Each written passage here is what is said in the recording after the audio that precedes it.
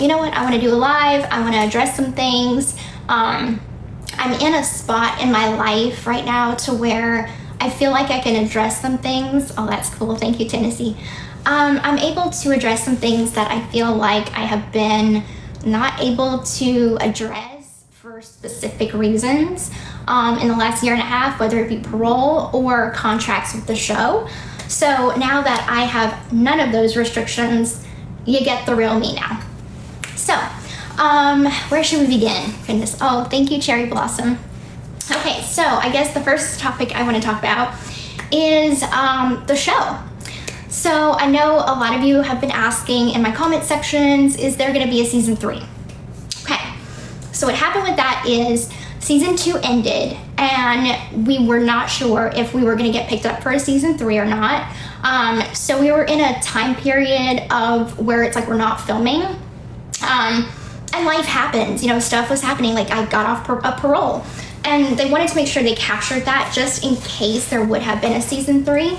So we did film the day that I got off of parole. My friends were there, so they got to experience the whole filming process and everything.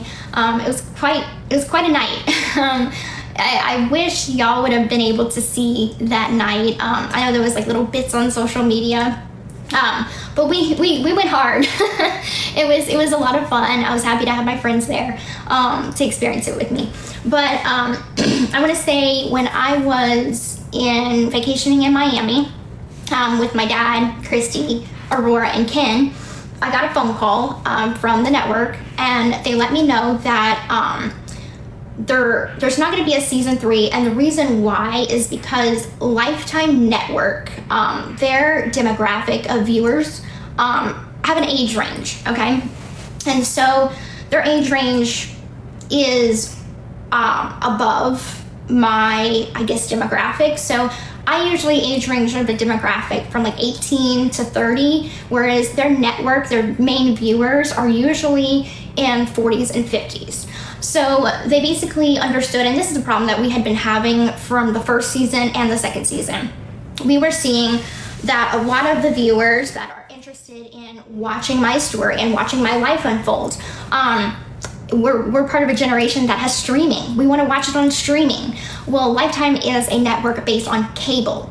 And so there was so many people that's like, I can't find it. Where do I find your show? And I'm like, it's on cable. And so a lot of people had to go on apps like Friendly or Next Day on the Lifetime app. So it was not as available as a potential streaming service could have been to our show. So in a sense, we, over the course of, you know, these seasons, we started to see that the partnership between my show and the network, we tried to, you know, make it merge in a way that it was mutually beneficial. But we were seeing that it just wasn't the right platform for my show because of the age demographic that is watching. So with that being said, I'm like, okay, you know, I completely understand that. That's something that I had been voicing as a concern when I saw that viewership was lower for this last season. I'm like, you know, there's a lot of people that want to watch the show, but they're like, I don't have cable. So after we made the decision to, you know, break apart from Lifetime, it was a mutual understanding. I'm like, I completely understand. That makes complete sense. So then there was talk of, ooh, there's a lightning storm coming. Sorry. Then there was talk about potentially looking for another network for our show to kind of reinvent our show, where it was not Gypsy Rose Life After Lockup anymore. It was, you know, this new chapter of my life as a mom, my life in freedom. And so I was like, okay, you know, we had interested buyers. Hulu was interested, as well as other networks were interested in creating maybe not the same show, but still covering my life. And so this opportunity came around where it's like, okay, I'm not partnered with a network, but I have the option to say, you know what? I don't want another show. I want to live a private life, a normal life now. And these opportunities, these kind of forks in the road, don't come often. When you are signed to a network, you are contractually obligated to post when they want you to post. go to events when they want you to go to events, to promote the show, film. It is in the contract that I signed that how many film days we had, what is required of me. It's a lot that goes into contracts with a network. And even as so much as, how long can you be under a certain amount of time that you can't even do another show or something similar, like a documentary. So I had a conversation with my manager, and I was like, you know what? I had been begging for just a life of quietness, of silence, of no social media, no television show, nothing like that. But I had been in these contracts for so long. So finally, now that my obligations are done with season 2 and there's not going to be a season 3, I told my manager, you know what? I don't want another show. I don't want you to pitch it to another network. I just want to be done. Can we just be done? And he's like, obviously he's my manager, so he's going to do what's in the best interest of, the bottom line, as well as to me. Mike and I go way back, and he's been a figure in my life that I respect him a lot, and I respect his opinions. But I was like, I understand where you're coming from, that there is a lot of people that is interested in my life. I understand that. But I'm also just me, and I'm just a mom. Like, I'm not a character in the act. I have a real life going on, and the people that filmed the show, they're great people. I loved our crew. Our crew was amazing. Some of them are still good friends to this day. The producers were amazing. Like, we had a great team behind our show, and that is what made it so wonderful to film. If people are going to visit your house 5 days a week, hopefully you like them. So we really liked the crew that we had. But the downside is, okay, so when you are filming, say I want to go to the grocery store, okay? They have to call and clear the grocery store to make sure that they even allow them to film at the grocery store. So I can't just tell the film crew, hey, I'm going to Rouse's or I'm going to Target, and they just follow me. That's not how that works. It's a whole setup process where they gotta call a manager and get clearance and da-da-da. And if it's a big name brand like Target or Walmart, they're not gonna be able to film at a place like that. So often the shops that we would have to go to is these little specialty boutiques and stuff. So it's a little bit of a hindrance to not be able to say, okay, I just want to go here and do my business and that be it. It's a schedule, it's a job, and it does take work. It's yes, it's reality. Yes, you're filming what you're doing in your life, but there's all these added extra steps to it. So it's and for season 2, technically we were supposed to be, Aurora's birth was supposed to be the last thing that we filmed. Well, Aurora had came earlier than expected. She was due on January 22nd, and I didn't expect to have her a few weeks early. So we still had a good 2 months of filming to still do. My hope when I did, I think it was Good Morning America, I was like, I don't want to have Aurora on film. I don't, if they get the birth, that is all that I'm giving them is the birth, and we're not even going to show her, da-da-da-da-da. Time came, December came, she came early. So we did not expect that curveball. So then it became okay, they want to film 2-3 weeks post her birth. And I'm having conversations with the network, and I'm listen, I have already said, you guys hear the thunder out there? I don't want to have Aurora on camera. I'll give y'all the birth, I'll give y'all that. But I don't want to have my daughter grow up in this life. Okay, where she's being scrutinized, she's being talked about, she's being posted. I don't want any of that. I live that life, and it sucks. It sucks. Yeah, it sucks big time. And so we ended up making an agreement that she would be shown, but in abstract, creative ways, far away shots. Her face is blurred, her little hand, different ways to where it's not just full on her.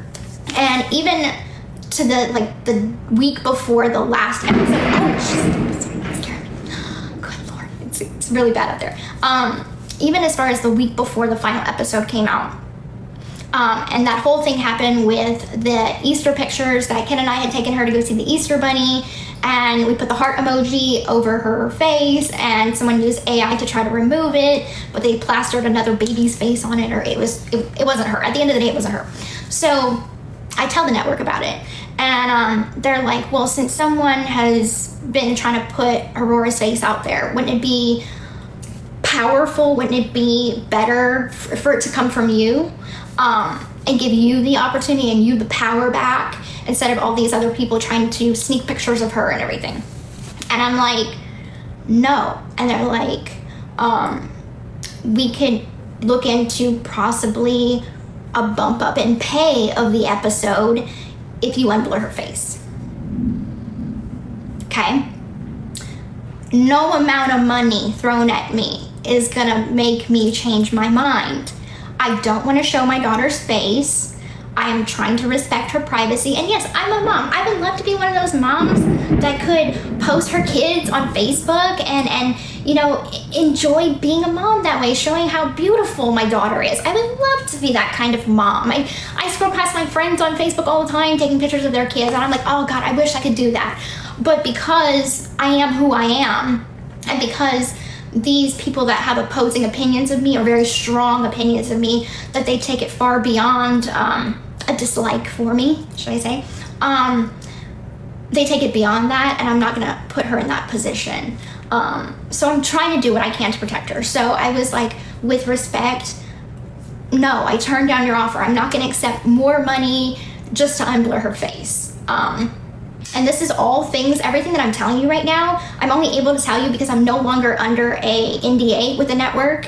I'm no longer under any sort of like gag order where it's like, you can't talk about this, you can't talk about that. It would be a breach of contract if you do this or if you do that. It's all over now. So what you see is what you get now. The muzzle is off. So I'm now able to kind of tell you guys what I've been going through. Thank you so much. I didn't see the name who sent that. And so anyway, so that was that whole thing about unblurring or blurring, not blurring her face in the show. So it's another podcast. So now moving on to, you know, like I was saying about season, you know, potential season 3. I was like, well, how do you have a story about my life and not have my daughter in it? Like I said, I don't want to have my daughter grow up in the entertainment industry. I don't want her to be a cash cow. I don't want her to that to be the focus. And it's like, gosh, sorry, it's so loud up there. He's thundering pretty bad. I'm like, if you want to talk about me, if you want to make a documentary about me, that's fine. It's like I've been plastered around anywhere and like a show pony for the last, you know, 10 years anyway. What does it matter? But I'm like, you're not gonna do that to my kid though. So I'm like, ultimately the choice was continue on with the show, make some money, they do pay good, or forfeit the money and choose a private as people will let me, life. And that means money struggles. That absolutely, I am not rich. This whole, I have $3 million, no, absolutely not. Yeah, a little bit.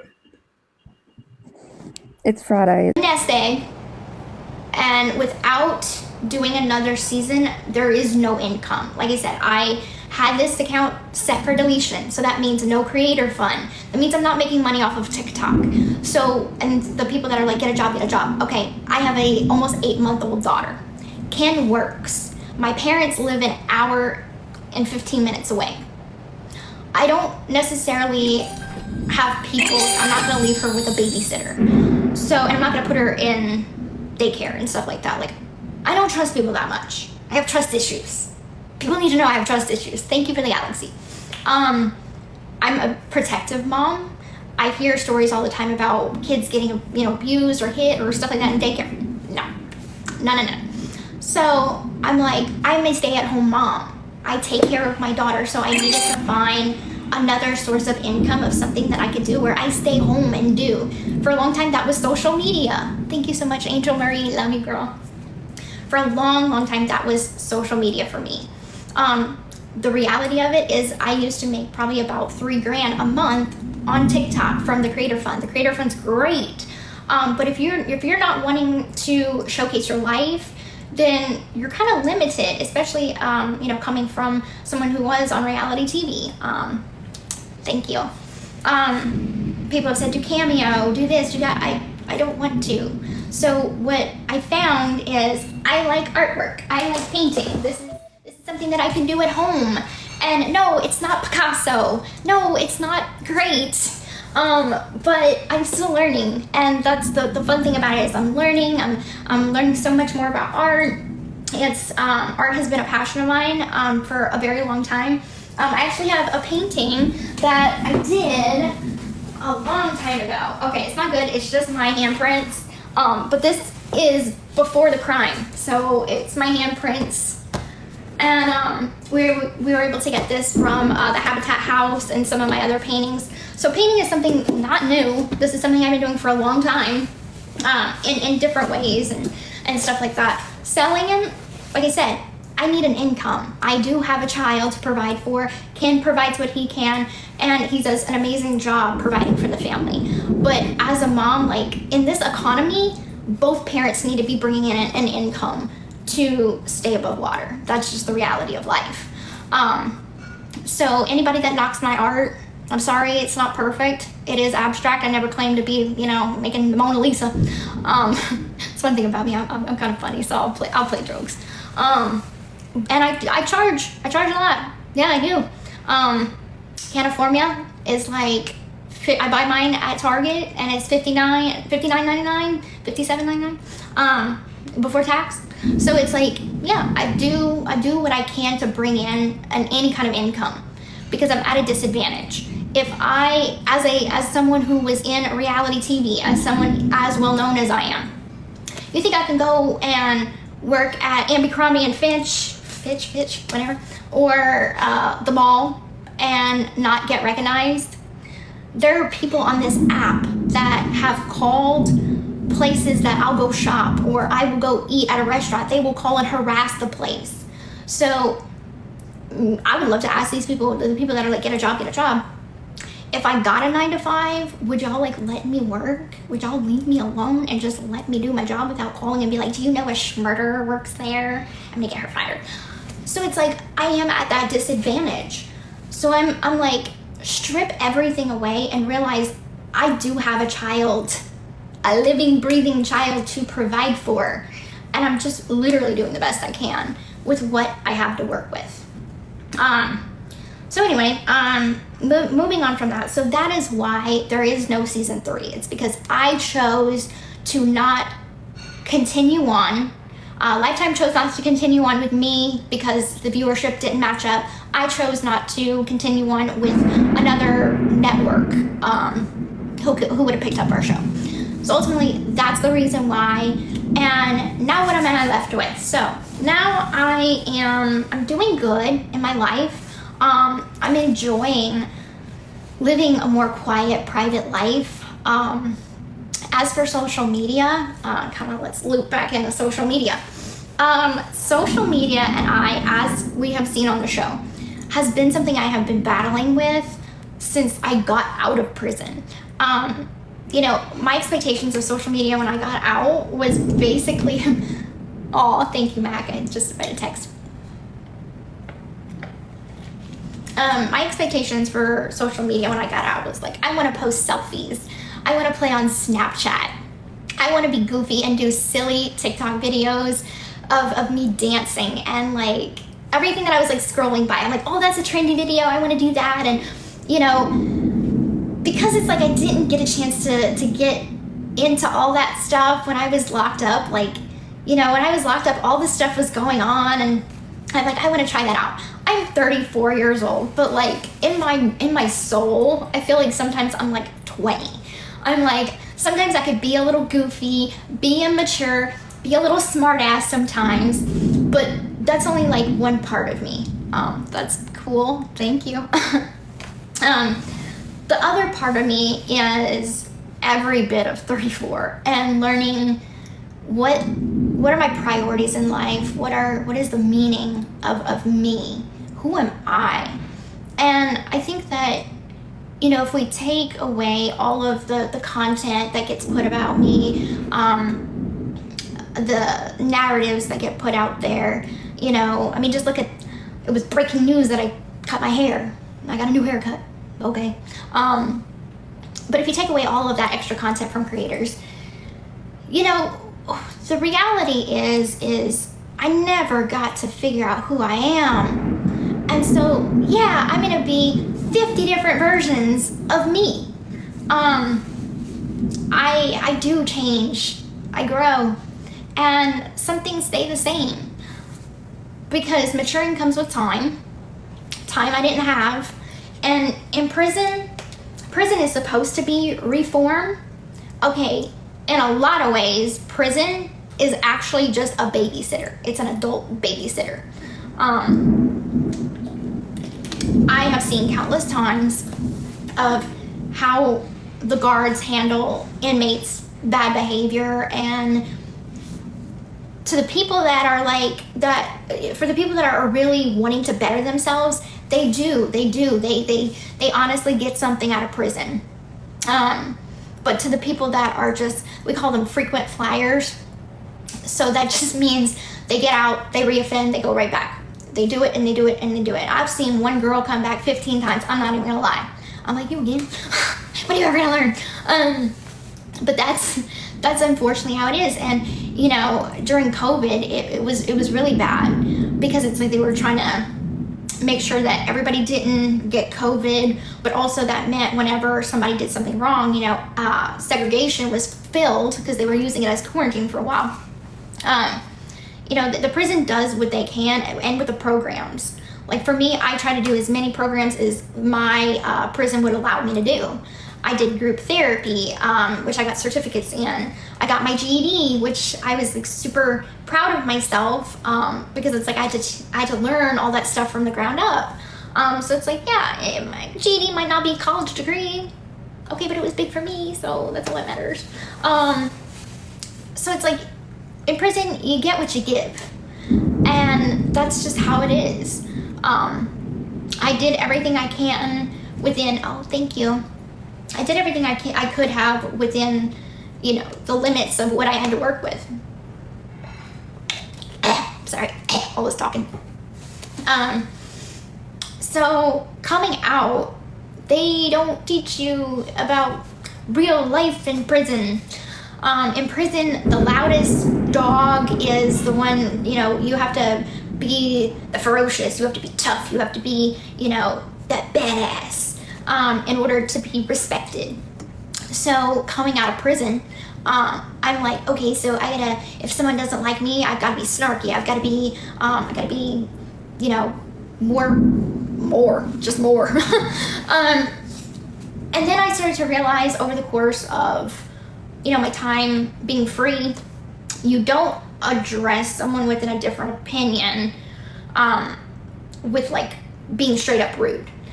Now, I am the type of person that if you come at me rude, probably gonna come at you rude too.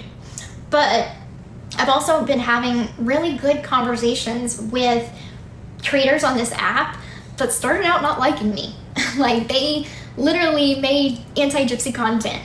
And one in particular, I'm friends with now. And others that have had, you know, a difference of an opinion, or as they say, the other side. I've been able to have decent conversations with them, and us not really get into the weeds of all of the conspiracy theories or, you know, the different things that come up that people have questions about. We're able to stay on topic of, yeah, TikTok is really ferocious sometimes. It's not for the faint of heart, and you gotta be strong, and you gotta stick to your guns and what you stand for. So anyway, all I'm saying is that, you know, I'm growing as an individual. I'm never gonna be perfect. And that's the thing about what I think I have been doing wrong this whole time, is I literally have been trying to be everything that people expect me to be. Like, when you get out, you need to advocate for prison reform. We expect great things of you, Miss Blanchard. You know, you need to advocate for Munchausen by proxy and this, that, and the other. And when I got out, you know who I had for contacts? I had the producers of my show. Yeah, I met Kim Kardashian. Yeah, she was really nice. We talked about my story. I did talk about my friend Amelia's story with her. Did that make it in the show? Of course it didn't. Of course it didn't, because I didn't get to choose that. But, you know, now I'm able to have communication with my friends in prison. So I was able to explain that to Amelia. But the fact is advocating, I don't even think half of anybody on TikTok knows what that even means or what they want from me. Because it's like I have brought awareness to Munchausen by proxy. A, by sharing my story. B, by explaining what it is to people that probably don't know or if they haven't heard it. And what I see in my comment section, we don't want a murderer to advocate, go back to prison. And then I'll make a video about me, you know, dancing on my makeup. This isn't advocating. Why aren't you doing what you said you were gonna do? Okay, I am only one human being. And you're expecting me to come out and be freaking Wonder Woman over here. I am not Wonder Woman. And that's what I've been doing wrong this whole time is, you know, I try and fit into everybody's box that they want me to be in. Because ultimately, nobody wants to be hated. Nobody wants to be made fun of. Nobody wants to feel like the odd one out. But I have been doing everything but being myself on this app. And like when I thought that my style was getting better, you know, people are like, you're copying off of your sister. Well, my sister gave me some good advice about style, but I'm not the fashionable sister, okay? I am the one that will wear slippers of 2 different colors. I am quirky. I am not fashionable because I don't have an eye for fashion. Yeah, I'm not into fashion. I like makeup, but I'm just not fashionable, and that's fine. If somebody thinks I'm not fashionable, it's okay. I don't care. You're not wearing it. I am. So it doesn't matter. But I've seen that a lot, and I just feel like I'm so done being put in everybody's box or trying to be what everybody else wants me to be, and I just want to be me. Like, I want to be me, because I feel like that's what my friends know, that's what my loved ones know, and that's ultimately what I'm happy being, is myself. Most people don't know that I'm super dorky. I snort when I laugh sometimes. I make dumb jokes that are pretty much like knock-knock jokes. A lot of y'all don't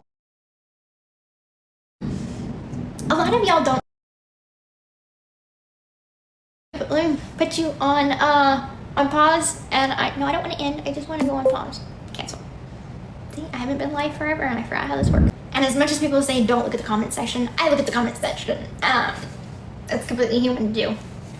So I'm like, I'll read whenever people are like, you know, you're not as fashionable as your sister. Number one, I'm not trying to be my sister. My sister is her own person. I'm my own person, and I'm okay with that. But that leads me into another kind of topic. My sister. So I have been seeing so often in my comment sections and videos about how I am so jealous of my sister. Okay, I'm gonna be 100 with y'all, okay? Absolutely did I used to be jealous of my sister. And I'm gonna tell you why. I'm gonna tell you when, and I'm gonna tell you why. So my entire childhood, you know, since Mia was born till even when I was in prison, probably even right before I got out, I was jealous of my sister. Why? Because my mother always used to tell me, and this is one example, but I'm gonna give you more. My mother, every time my birthday would come around, Thanksgiving or any kind of family holiday or something, my mom would be like, your dad didn't get you a birthday gift, or your dad didn't call you, or this, that, and the other, your dad didn't do this because he's too busy with his other daughter, his favorite daughter. So as a child, and yes, I was a child, growing up into my teen years and even young adult, I was told that my dad didn't love me, that he loved his other 2 kids more. So growing up, that was already ingrained in my head. So people want to talk about my triggers. That's one of my triggers, is my sister. That is a trigger for me. Then when I got out, I got to have a relationship with my dad because, you know, I was jealous of my sister, because she got to grow up with my dad. She got to get raised by my dad and in this, you know, ideal home situation that I didn't get to. She went to prom, she went to school, she went to college, all things that, you know, I thought had I just grown up with my dad, I could have had those things too. But I didn't grow up with my dad. My life turned out very different from my sister's. And so that is the reason for the jealousy factor. And so when I got out, I got to have a relationship with my dad. I got to build on that. I got to, you know, start living my life, not held back by my mother or held back by prison, but I got to start living my life and have a relationship with my sister and get to actually know her. Not from like the communication that we'd have in prison, like the phone calls. I got to actually know her. And then I came to realize that, you know, yeah, our life turned out vastly different. We're sisters, but we are so different from each other. And I learned that that is okay. And I let all of that jealousy go. And I started to actually have a relationship with my sister, and she would help me out with style and all this kind of stuff over the course of, you know, this last year and a half or whatever, 18 months. We were able to forge a bond with each other through all of that, and all of that got left in the past. And I am so proud of my sister for the person that she is today. She is my daughter's godmother. She's her aunt and she's her godmother. I made Mia the godmother, and my brother the godfather. And so the things that people like to throw at me is, you're not as good as your sister. You're not as, no, I'm not my sister, and I'm okay with that. I am okay with that. I am proud of my sister. When my sister was, and they filmed this for the show, but they did not air it. When Mia was moving from her place that she had to her new place, she needed like to get her feet on the ground whenever she started her new job. And so Mia actually moved in here with Ken while I was still on parole. And it was only for a few months, but that's what family does for each other. And she was living in this room. This was her room. My new room was her room, temporarily. She was at work a lot of the time, so she'd just come here to sleep. A lot of times she would be traveling back and forth to Lafayette. Her boyfriend would come stay for a little bit. It's just what family does. So anyway, I think it's so funny that people are like, yeah, you're so jealous of your sister. If I was so jealous of my sister, would I have let her move in with my boyfriend when I wasn't even living here? No. A, I trust my boyfriend, and B, I trust my sister. It's what family does for each other. So what you guys think is going on social media, you probably don't even know what's really going on. Just saying. So with that being said, like, I have a good relationship with my sister, and no one on TikTok is gonna ruin that for me, and no one's gonna ruin it for her. I think she's doing an awesome job as an influencer, and she's doing an awesome job as a nurse. I'm super proud of her. Okay, so moving on from that, which leads me to motherhood, okay? I tell you, I'm getting all this out, okay? So, motherhood. My daughter is almost 8 months old, and she is the biggest blessing I've ever had in my life. When I tell you, I never will ever regret having my daughter. I feel like when I got out, I hit the ground running. Originally I was on birth control pills and I forgot to take them. So when I was on Natasha's live, me and Ken were on Natasha's live, and I was like, I'm on birth control. Yeah, I was, but I forgot to take it. And which is how I got pregnant. And so anyway, being a mom has like shifted my whole priorities. And I'm not going to say that becoming a mom after, you know, not having a great relationship with my mom was easy. It wasn't at all. You know, I still remember, I probably talked about this on another live, is like I was holding her and she was a couple weeks old, and I'm like, I don't understand how anybody could hurt a child. I don't. Like, every time I read a story on Facebook or on social media and you read about these parents that got arrested for, you know, hurting their kid, their baby, and I'm just like, I cry.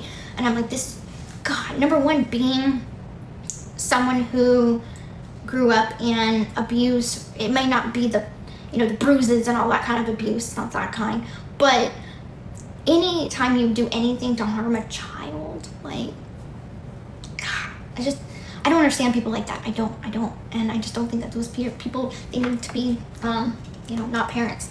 Just saying. I'm just a big person on, like, don't hurt children. You know, number one, for what I went through, and number two, I have a baby girl, a sweet baby girl that I love so much, and she's growing and she's making milestones, and I just love her so much, and I just want to protect her from, you know, all this craziness on TikTok and the craziness in the world. You know, she's being raised by a family that loves her so much. Like, Ken will sing to her and she will just light up, and I'm like, oh gosh, what could I do to make her giggle for me? Because he got the first giggle out of her. Now I was like, what can I do? So sometimes I'll just lift her little legs up and be like, ah, booga, booga, booga, booga. Like, that's what I do. Being a mom has definitely is I think something that brings me down to earth.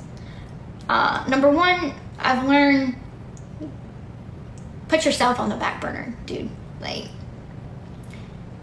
I understand why so many of my friends, and even Chrissy and my dad, was like, whenever they film them, don't get pregnant, because you gotta be selfless, you gotta put the baby first, you gotta do all that, you gotta do what's right. And they were like, go live your life. I understand why they say go live your life now, because it's like, yeah, I can't go and shop at the mall whenever I want to and do all this kind of stuff, spend $1,000 at the mall and anything like that. But you know what? I still find myself going shop and spend a lot of money. Now I'm close for her. It's just my priorities have shifted, and my constant thought that I always think to myself is, like I said in my book, and I'm just getting all choked up. Like I said in my book, is that, you know, if I do nothing else right on this godforsaken planet, I hope that I can be a good mom to her. I truly, truly just want to be a good mom. Sorry, I'm trying not to cry. Shit.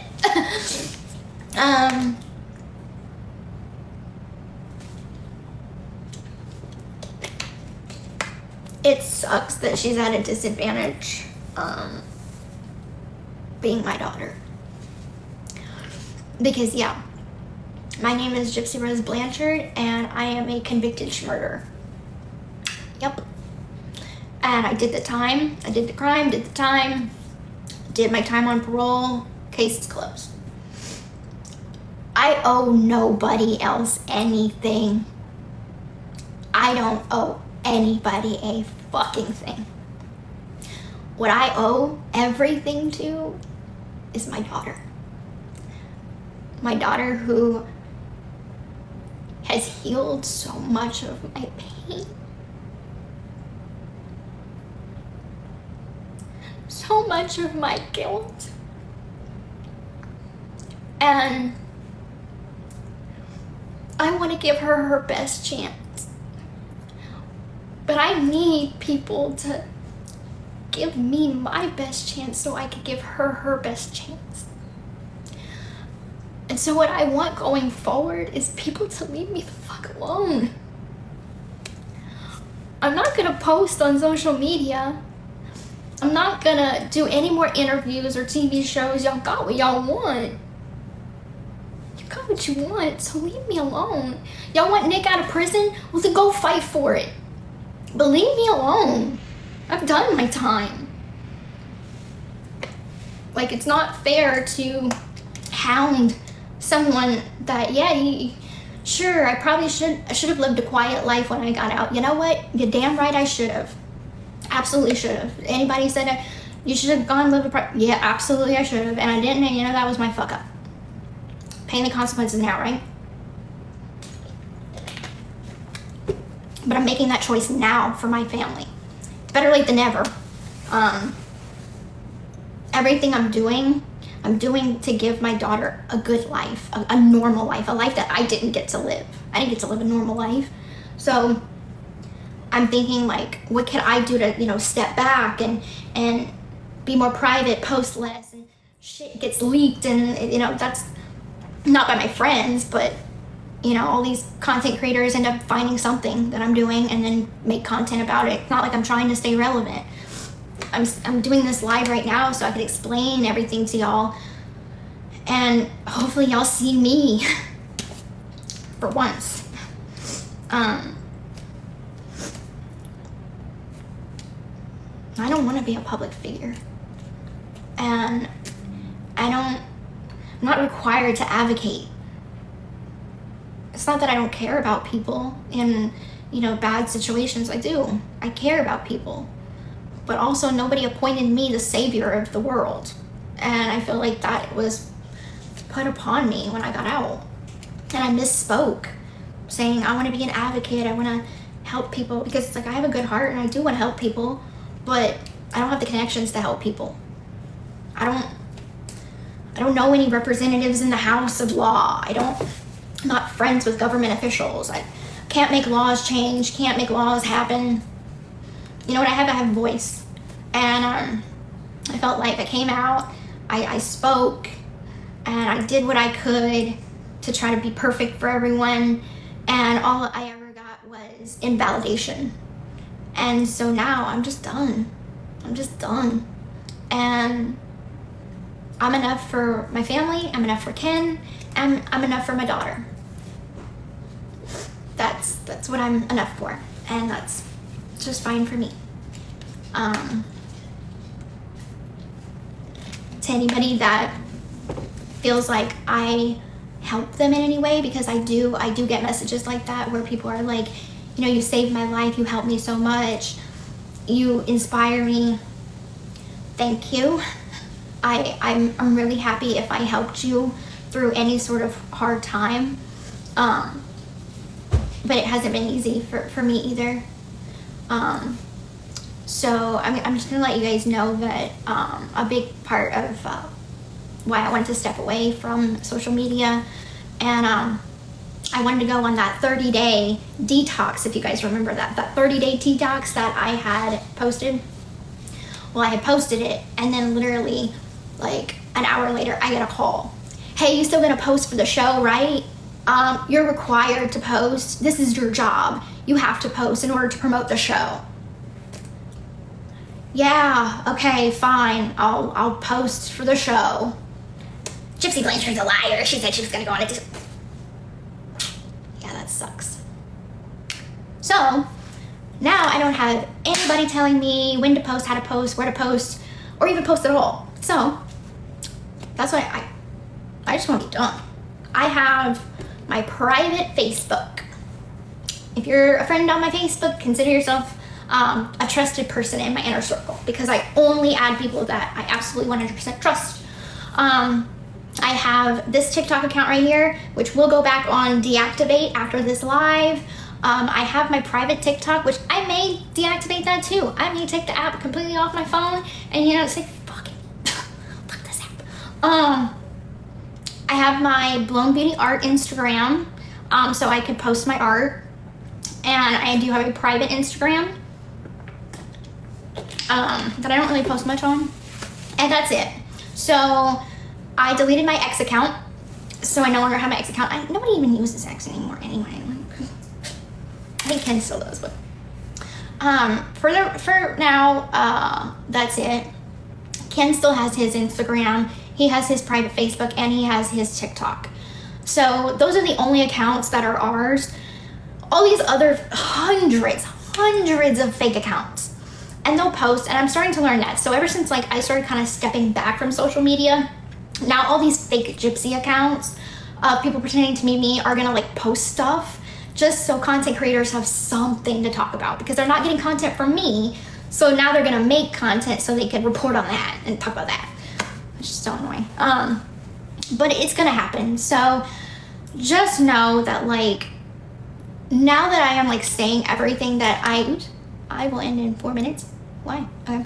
Now that I'm saying everything that I have to say, I feel like that's it. Like, I'm doing good in my life and I'm doing what I need for my mental health. But I will tell you guys that when I went to Austin with Ken and Aurora, this was like 2 weeks after I got off parole and the whole billboard thing happened and everything.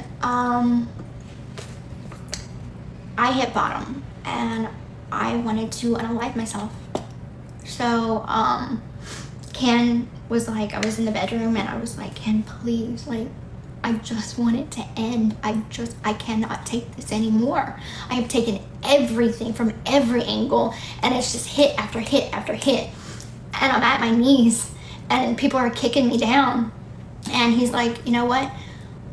Tomorrow we're gonna go to Austin. We're gonna go visit my mom. We're gonna get you away. We are gonna go and have some time where you can get away from social media. You can just be happy. And so we did, and it was so refreshing to just say, you know what? Oh God, this is so nice not being on social media and not having to worry about people's opinions of me and all this kind of stuff. And that's when it started to click that privacy and a more quiet life is going to bring me inner peace and happiness within my own self and my own life. But I will say, yeah, I was at the point where I'm like, I want to unalive myself. Now, I don't feel that way anymore. I've had, I've had therapy since then. I've had time. I have pulled myself out of that depression.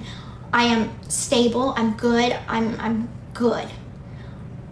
But this was like an eye-opening experience that like this app is not healthy for me. And so with that being said, thank y'all to everybody that has stood by me and heard me out and it still continues to fight for me and defend me. Bree, God, she's such a good friend. I love that woman and I love my friends. They have been such good friends to me. But I need to take a step back. And if all these content creators won't leave me alone, then I'm going to remove myself from the equation. And I'm going to go be happy privately. So with that being said, thank you for watching my live. I'm doing good. We're doing really, really good over here. And the less I hear about all the nonsense, the better it is for my mental health. I hope you guys understand where I'm coming from. I hope you guys know that I love you guys. And I don't know when I'm gonna post again, if ever. I don't know if I'm ever gonna go live again. I don't know. But for now, this is what I need to do for me and for my family. Thank you. This is just where I'm at with it in my life. And so no, I'm not gonna be doing interviews. No, I'm not. There's not another show. It's a new chapter in my life, and this is the chapter of me raising my daughter and living my happy ending. And unfortunately, y'all don't get to see it, but it's okay. Just know that I'm okay and know that I'm happy. So with that being said, such a cute teddy bear. With that being said, I'm gonna end this live because I think I've rambled on so long. It's been one hell of a ride. All right. I love y'all. Have a great rest of y'all day. We are heading to Austin for the week. We're gonna go visit Ken's mom. And I'm trying to pack up the car. Packing with a dog and a child is a lot. So Parker's gonna go back here. Got my suitcase. We're packing the cooler right now. Ken's still packing. It's gonna be a nice little trip. This will be my first time to Austin, so I'm super excited. Hey, buddy, you excited? Okay, so we got the car all ready. Whew, here's a mess. Got the car ready. She's safely secured in. Got Parker in. We are ready to hit the road. This is gonna be. Clearly, she is not safe back there with that suitcase back there, the wheel close there to her car seat, to where if they get into a car accident, that wheel can hit her, swipe her face, anything could happen. And we all know that Ken is not the safest driver, right? We've seen that. I just think that this is really interesting. Like, girl, why do you keep recording your negligence and then getting mad but we call you out on it? That's diabolic. Why is no one talking about this? We have a teenage girl sitting in jail with no access to the outside world, accused of killing her mom and stepdad, and the case is starting to smell really fishy. So let's break this all down, okay? Sarah Grace Patrick is being held in Georgia for allegedly shooting her mom and stepdad in the head, right? But here's where the case starts to get a little bit suspicious. And I think people really need to pay attention to this because they are wanting her to be convicted in the court of public opinion with no evidence. Okay? And when I say evidence, factual evidence, not assumptions, not your emotions, actual evidence. Because as a United States citizen, if you are going to be convicted, you need to be convicted with evidence, not assumptions. Her stepdad was a convicted felon with a violent past. Her mom had a recent Facebook post of her being in fear for her life from the stepdad. There was serious drug allegation use in the home around children with meth exposure, okay? The house door was left ajar, but the police said there was no signs of forced entry. So how are we sure that Sarah did this, okay? Just hold your horses. Here's what I want to know. If there's a mountain of evidence, why haven't they shown us a motive yet? Why do they still say they have no motive? Where's the weapon? Where's the confession? Where's anything besides speculations and assumptions and vibes? Why did her own brother say, before he heard anything, he thought it was an overdose or something drug-related? Why are they isolating this girl in confinement with no public access to defend herself? And how is it that her stepdad's Facebook posts are erratic and nobody's talking about his past, but Sarah's the one sitting behind bars? Look, I'm not saying that if she did do it, she shouldn't be convicted. She should. But we should want proof. The public should demand proof. Otherwise, any of us could be sitting in prison and letting the media tell the story. This is giving Karen Reed all over again. They're deciding you're guilty, isolating you, and then waiting for you to break. That is not justice. That is manipulation. You want my opinion? This case is being tried in the court of public opinion, not in the court of law. And the fact that it's being tried in the court of public opinion with no actual evidence, just assumptions and vibes, we should all be concerned because an injustice to one is an injustice to all. If she did a crime, she should do the time. But we need proof. And with every unanswered question, it's starting to feel like they're hiding something bigger than what Sarah might have done. Okay? Because you are innocent until proven guilty. Take your emotions out of this and think of it, you need to see facts. If justice is real, we should be demanding receipts, not just a storyline. Stay loud, stay curious, and if you're asking these same questions, you're not crazy. You're just paying attention. So apparently Izzy Darnell woke up on day 6 of Bama Rush and said, actually, I think I'll take a brand deal for $500, Alex.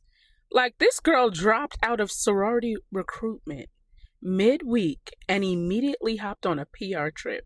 No second thought, no need to process, just flight confirmation, SPF 50, and an influencer photo dump. Okay? The rest of these P&Ms are sweating through their Spanx, chanting at doors and praying that they don't get dropped. Meanwhile, Izzy said, I'm not going to get a bid. I'm going to get the bag instead. And honestly, it's iconic. Because why fight for a sisterhood when brands are offering free skincare, a hotel room, and a per diem? I ain't mad at Izzy. So girls in Tuscaloosa is like, Zeta, are they going to invite me back? Izzy's like, room service. Is it open till 10? Is DoorDash still delivering Buffalo Wild Wings? She didn't fail Rush. She rebranded it. Rush wasn't rushing, so she rushed to the nearest airport gate like, you know what? Group 1, legacies and influencers only. I know the sorority girls are literally shaking because she just proved you don't need a bid to get a sisterhood experience because Sephora PR will fly you right out with 12 other girls and call it activation bonding. So yeah, Izzy might have dropped Rush, but let's be clear, Rush did not drop Izzy. She chose Delta Airlines over Delta Gamma, and honestly, I ain't mad at her. This just proves everybody is where they're supposed to be. I'm so happy for the other girls, but I'm happy that Izzy chose her first. And as the other girls did, they chose themselves first and picked what was best for them. Ciao. Brandis Bradley influenced me to get the Tarte mascaras in colors. Let's see if these are as good as Brandis says they are. Okay, so those of you that know me know I have very sensitive eyes, so my mascaras have to be clean brands. Otherwise, my eyes will like swell up the next day. And I have really bad lashes. They go up and down. You see that one trying to go down right there? But Tarte, well, one of the only, that doesn't bother my eyes. That blue is pretty though. That color is so pretty. Yeah, y'all see the difference already? When you have little bitty lashes like mine, you have to use a primer, honestly. Do you guys see the difference? Oh, this is it. But I love it. I love color on my bottom lashes, so this is perfect for me. But I need to use a lash primer. Can y'all tell the difference? Shopping cart down below, but also you buy one and you get the black mascara for free. So basically $23 or $22 for two. I'm just saying, I have 6 mascaras. I think I finally figured out what happened to Amy Bradley. And I posted this on my backup page, and a lot of people agree. So what if the reason that they keep talking about the balcony door being ajar is because they're hiding what really happened on the balcony that night? Just stick with me real quick. Now ask yourself this. Why would a dad look startled if he thought his daughter was on the balcony originally? Maybe she went to go grab a drink or was taking photos because they said that she brought her camera so she could take photos of the sunrise. Why would he be startled immediately when he woke up? Startled isn't confused. Startled is guilt. Startled is when you weren't supposed to wake up yet. Startled is the timeline just got blown. Now remember, they also said that this happened around like 3:30 and he went to go get them. And he woke up at 5:30. But why does it say on the flyer for the cruise 5 o'clock? Okay. But then we've got Ron claiming that he saw Amy earlier that morning, right, on the balcony. But the story keeps changing. In one version, it's Brad. In the other, it's Ron. Why? Nobody could keep their narrative straight. Why? So what if the reason the story is messy is because they're trying to cover up what actually really happened? There's a theory that Amy was seen at the nightclub, right, with another woman. If Ron or Brad saw that and had a problem with it, because remember, he was traveling with his coworkers, that could explain the argument after they returned to the room. And when Amy allegedly went onto the balcony, maybe it wasn't just, to get a smoke or whatever. Maybe it was just to cool off. Maybe she was locked out. Now, fast forward to the neighbor on a Netflix documentary. He said that next door, he heard banging from the Bradley's room, like as if it was like the sliding door. And the balcony door was left ajar. So you've got a possibility of Amy being locked out, banging loud enough to wake up another guest, and a family being obsessed with repeating the phrase, the door was ajar, like it was rehearsed. Amy might have tried to climb to the next balcony to get help. She could have escaped, or maybe she fell over. Either way, that brings us to the jawbone. Years later, a human jawbone washed up on the beach in Aruba with dental similarities to Amy. But the family, they refused to test it. Why? Then Brad said that it was a male's jawbone, but it's already been said that it wasn't. It was a woman's jawbone.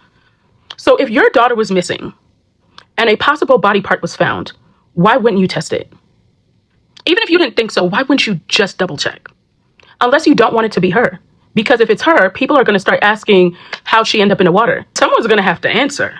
So maybe Amy didn't just vanish from some dark trafficking ring. Maybe she didn't go overboard on her own. And maybe she was arguing with her family, and maybe she was locked out. And maybe what happened on that balcony was what the real crime was. Because if there's one thing that doesn't lie, it's the parents' faces when they've already seen the worst. And I also think what's kind of interesting is that why is Brad Bradley so concerned with controlling the narrative.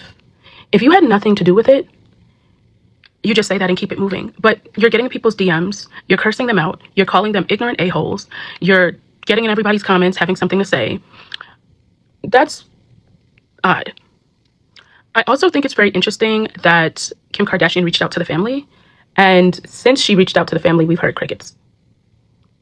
I think she's probably well aware that their story keeps changing. That's the only thing that actually makes sense. Like, some may right. Brad Bradley has been lying to the public for quite some time. But if you don't believe me, let me prove it to you. Brad, the documentary, as you know, said that your parents were unaccepting of Amy coming out as gay. Wanted to ask you, is that true? No. No, Amy came out to myself and my parents in 1995, so about 3 years prior to the cruise.